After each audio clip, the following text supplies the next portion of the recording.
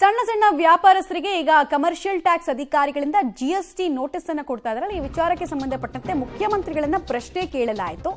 ಅದಕ್ಕೆ ಈಗ ಏನ್ ಹೇಳ್ತಾ ಇದ್ದಾರೆ ಮುಖ್ಯಮಂತ್ರಿಗಳು ಅಂದ್ರೆ ರಿಯಾಕ್ಷನ್ ಇದು.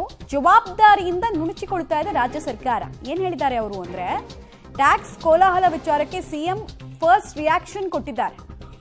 ಕೇಂದ್ರ ಸರ್ಕಾರದತ್ತ ಬೊಟ್ಟು ಮಾಡಿದ್ದಾರೆ ಸಿಎಂ ಸಿದ್ದರಾಮಯ್ಯ. ಇದು ನಮ್ ಜವಾಬ್ದಾರಿ ಅಲ್ಲ, ಇದು ನಮ್ ಜವಾಬ್ದಾರಿ ಅಲ್ಲ, ಕೇಂದ್ರ ಸರ್ಕಾರದ ಜೊತೆಗೆ ನಾನು ಮಾತಾಡ್ತೀನಿ ಅಂತ ಹೇಳಿದ್ದಾರೆ. ಸ್ಟೇಟ್ ಜಿಎಸ್ಟಿ ಇದ್ರೆ ಅಧಿಕಾರಿಗಳ ಜೊತೆಗೆ ಚರ್ಚಿಸಿ ಬಗೆಹರಿಸ್ತೀನಿ ಅಂತ ಸಿಎಂ ಹೇಳಿದ್ದಾರೆ. ಕೇಂದ್ರದತ್ತ ಬೊಟ್ಟು ಮಾಡ್ತಿದ್ದಾರೆ.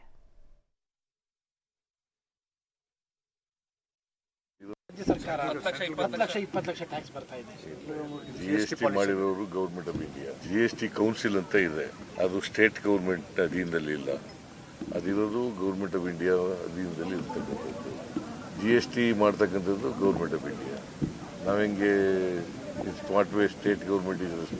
ಸಣ್ಣ ವ್ಯಾಪಾರಿಗಳು ಸಾಕಷ್ಟು ತೊಂದರೆಗಳಾಗ್ತದೆ. 10 ಲಕ್ಷ 20 ಲಕ್ಷ ಸಣ್ಣದಾಗಿ ಅದನ್ನ ನಾವು ಗೌರ್ಮೆಂಟ್ ಆಫ್ ಇಂಡಿಯಾದ ಜೊತೆ ಮಾತಾಡ್ತೀವಿ. ನಮ್ದೇನಾದ್ರು ಇದ್ರೆ ನಾವು ಕಮರ್ಷಿಯಲ್ ಟ್ಯಾಕ್ಸ್ ಜೊತೆ ಮಾತಾಡಿ ತೀರ್ಮಾನ.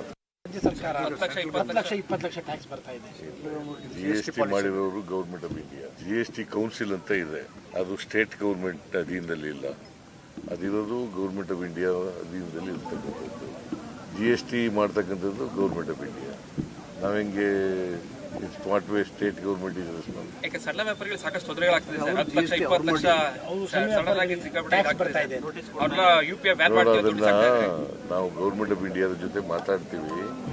ನಮ್ದೇನಾದ್ರು ಇದ್ರೆ ನಾವು ಕಮರ್ಷಿಯಲ್ ಟ್ಯಾಕ್ಸ್ ಜೊತೆ. ಕ್ಲಿಯರ್ಲಿ ರಾಜ್ಯ ಸರ್ಕಾರ ದಾರಿ ತಪ್ಪಿಸೋ ಕೆಲಸಕ್ಕೆ ಮುಂದಾಗಿದೆ. ಯಾಕಂದ್ರೆ ಜಿಎಸ್ಟಿ ಈ ನೋಟಿಸ್ ಏನಿದೆ ಇದು ಕಮರ್ಷಿಯಲ್ ಟ್ಯಾಕ್ಸ್ ಅಂಡರ್ಗೆ ಬರುತ್ತೆ. ಕಮರ್ಷಿಯಲ್ ಟ್ಯಾಕ್ಸ್ ಫೈನಾನ್ಸ್ ಮಿನಿಸ್ಟ್ರಿ ಅಂಡರ್ಗೆ ಬರುತ್ತೆ. ರಾಜ್ಯದ ವಿತ್ತ ಖಾತೆಗೆ ಸಂಬಂಧಪಟ್ಟಂತೆ ಈ ಎಲ್ಲ ನೋಟಿಸು ಪ್ರಕ್ರಿಯೆಗಳಾಗೋದು. ರಾಜ್ಯದ ವಿತ್ತ ಸಚಿವರು ಯಾರು?